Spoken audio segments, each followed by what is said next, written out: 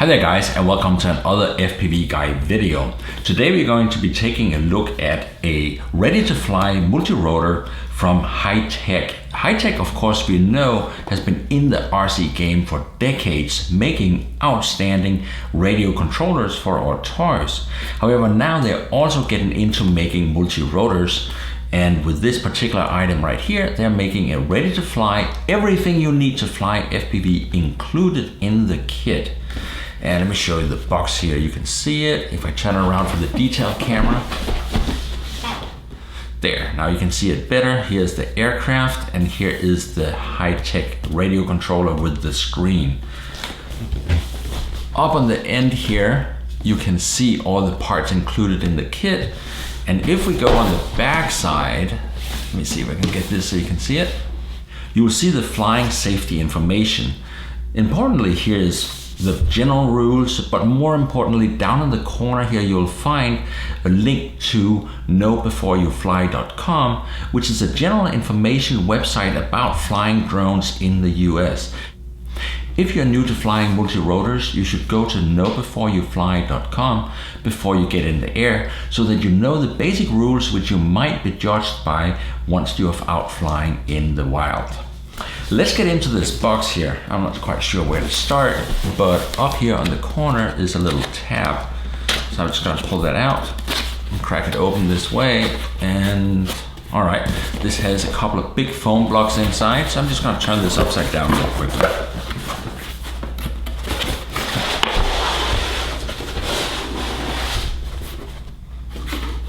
There you go, done with the box. And this, by the way, was sent to me by carolinadrones.com. As you know, Carolina Drones is really one of my favorite places to shop drones because of the amazing customer service. But cracking this open here, you can see the radio, and inside is the manual. I don't really know why they have a white page on the front, but going through it, here's your information, all the parts.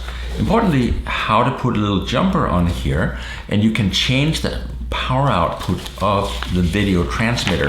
So if you need to go further, you can put more power on it.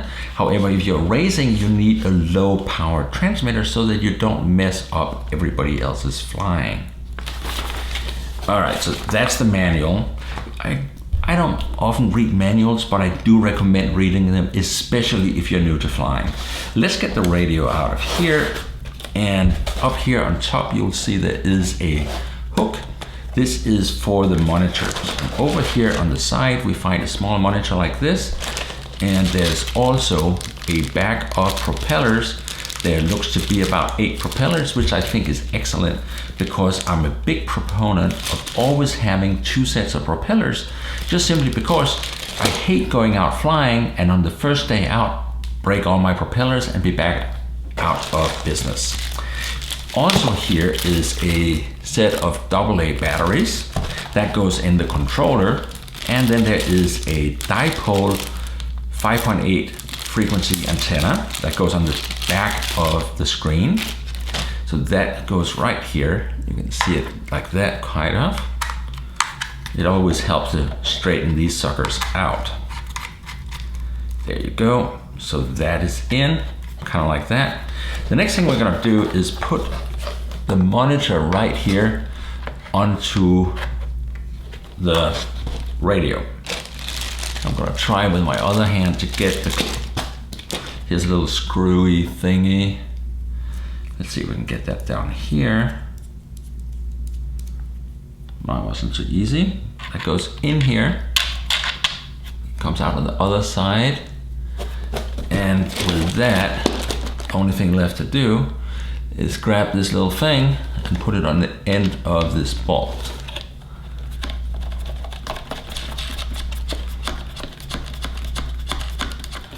Hello. There, get that tightened down a bit. So there's our entire kit. That is our controller. One of the things that's really cool about this is a ready-to-fly beginner. So if you're getting into flying multi-rotors, this may be a good place to start. One of the ways you can see it really is a beginner kit is because you have only 2 switches on it. Right here, one there, and one there. On this one here, you have the responsiveness, how aggressive the aircraft is. It is when you push it up where you should be when you start out, it is mild. When you pull it down, it gets more aggressive or faster, as they say. On the other side, you have stabilization. So how much the stabilization try to keep this aircraft level while you're flying. It has high stabilization or low stabilization. So once you get used to flying and want to start racing, you flip this down to low, and it's going to be much more responsive, and it's going to follow your sticks. But basically, if you're just getting into flying, both of these two switches in the up position, up and away from you, and you're ready to fly. On top here of the screen, you can see there is a film. We don't like films. They cause glare on our screen, so away with that. And I already put some double A's in that. Let's go on to the aircraft. Here is the aircraft. All right, before I jump onto that, there is also here a, let's get into that. This is a small charger, kind of a standard industry standard style charger. It is able to charge 2 and 3S batteries. So basically, if you have a 3S battery, you just basically plug it right into here and it will start charging. So that's a balanced charger. It doesn't actually connect to the 2 plugs. So if you want to charge fast, you need a bigger charger. But this one is good, it's not terribly fast, but it also is safe for your batteries. Now, in the box, one of the things that I gotta tell you, I consider this one of the world's most useless things, because you already have 58 of these at home. So I don't like these much. What I do use all the time is an adapter, because this thing takes a ton of space in my case. And what I buy is these little things here that simply goes into a laptop power brick and goes directly into the wall. So all I have to do is plug it in here, and now I've got legs or plugs directly on my charger. So this is my favorite way. I do this to all my chargers to save space and convenience and not have an extra cable floating around. And now the other things you can use here, by the way, you can use the legs from an old iPhone or Android phone charger. Usually those legs plugs directly in and do the same thing. So here's the charger, we're ready to go, and it has been upgraded to my favorite plug. Pulling the aircraft out, here is a fairly standard shape. They put kind of a car cover on top of it, and as you can see here, there's a couple of little hooks. You can just pull these out to remove the cover. So let's just take a look at it. I'll show you what this really looks like first. You kind of see it's a car, it has a little bit of aerodynamic shape here. And one of the things, if you're not used to RC, you can paint these and get a really beautiful finish by painting on the inside of a clear canopy. So taking this, I'm just taking out this little screw here. It's not a screw, it's a clip. And here's one more clip. So I'm pulling these out. And with that, I can lift the cover right off, just like that. So these ones, you can buy multiple covers and paint them up as you like. Or I would be tempted to simply buy an RC car cover and use the same mounting post and just stick it right on here with a couple of clips. But let's get to the aircraft itself.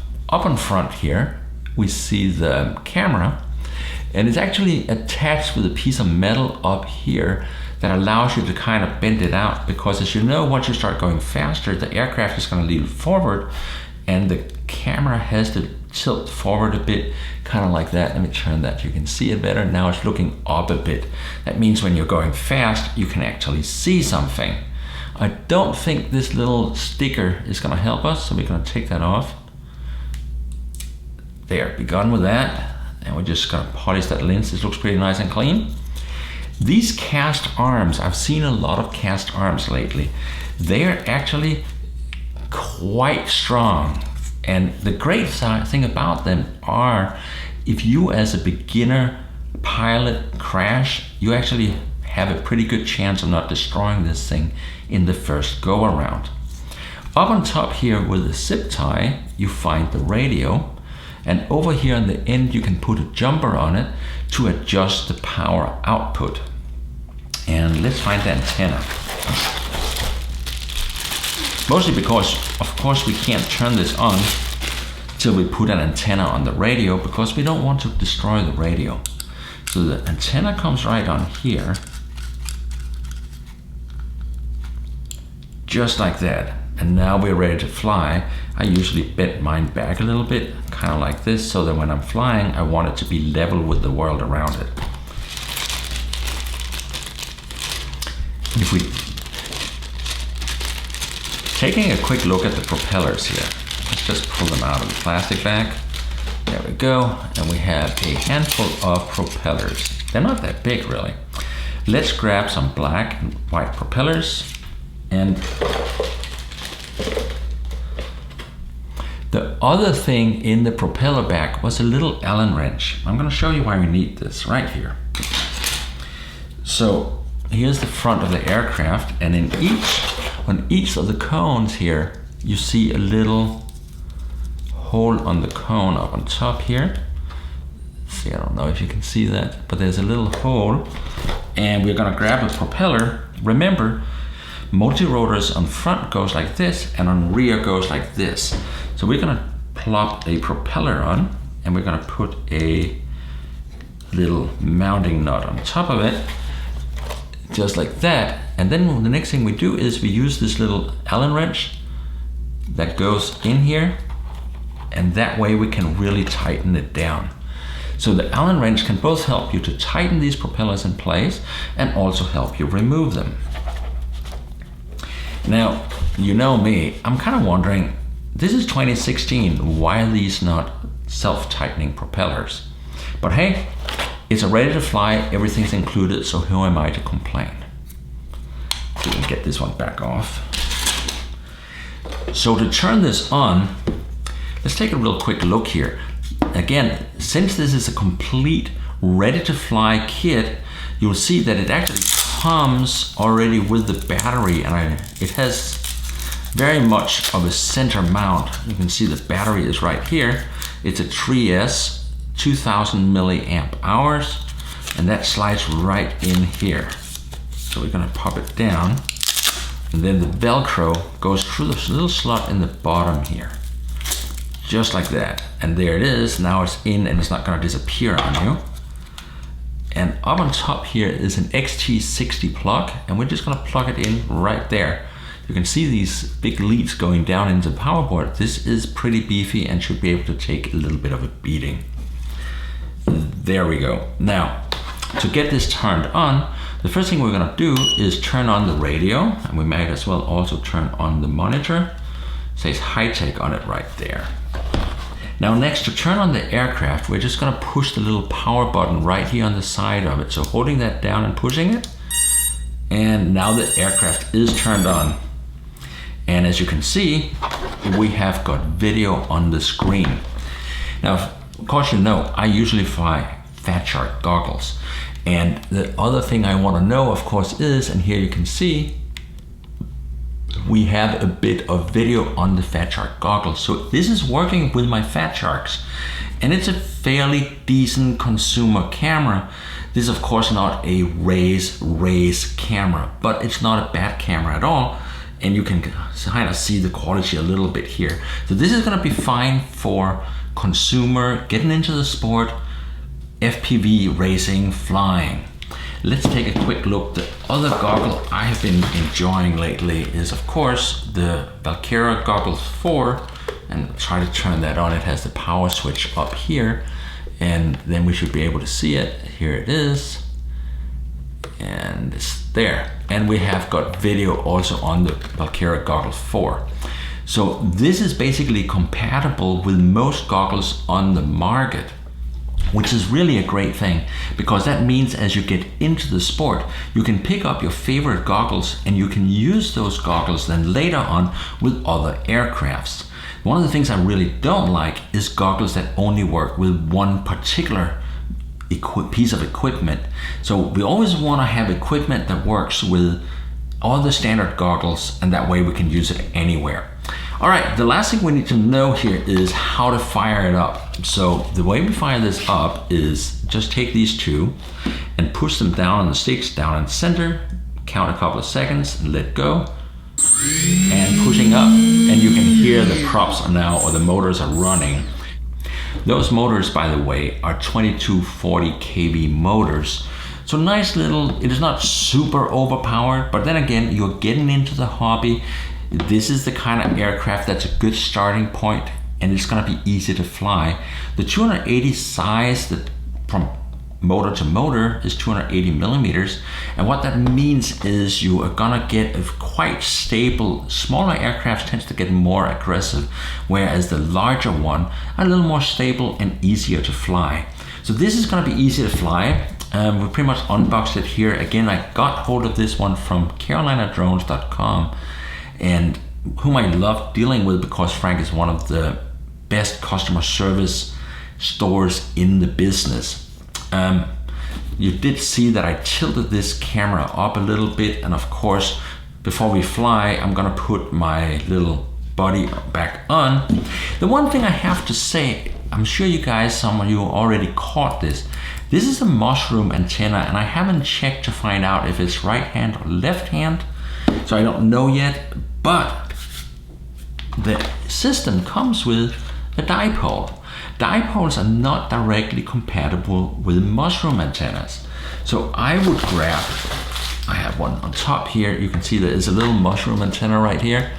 I would grab a separate mushroom antenna and put it on the radio here, because that is gonna, using a mushroom antenna on this radio is gonna get you better range. So that is the one thing, seriously, Hitec, you guys should have included a mushroom antenna instead of a dipole for the receiver. It's just the right way to do it. You could, of course, also have put a straight antenna on the back here. The other thing I would probably try to do, I would try to move this radio a little bit forward and zip tie down the antenna itself rather than the radio board, because if you have a bad spill or bad crash, you don't want the antenna to be breaking off the radio board. However, that's easy to do. You just move the board forward a little bit, and then you get a big solid zip tie right around this thing and down around the base of the frame right here. So that's easy to do. Frame back on, here's the frame. And we're just gonna plop it down like that. See, just like that. And then where did the little clips go? Here's one. There we go, here is the clips. Let me take this up so you guys can see. Goes in right here and just push. There, that's one. And in the other end right here. There you go. So that's it. A little bit of lights on inside this thing. We have the lights up here. I would probably cut a couple more holes so that the little headlights comes out more. And that's pretty much it. That is the $399 Hitec Quad Racer 280. Now available from carolinadrones.com. I actually like, here, look at this. Notice how it doesn't have little silly pointed legs. Instead it has little landing blocks, little blocks with the ends cut off, meaning if you come in with a lot of speed, you're not gonna break the legs. So this actually, there's a lot of decent features in this. This is a nicely little designed little aircraft. And stay tuned, we're gonna take this thing flying and get a flight opinion on this. Also check out my blog, fpvguide.com, where I will have some pictures and a couple of links, including to my suggested antenna for this. So, and if you have questions, put some questions in the comments here below. Thank you for watching, and more coming up.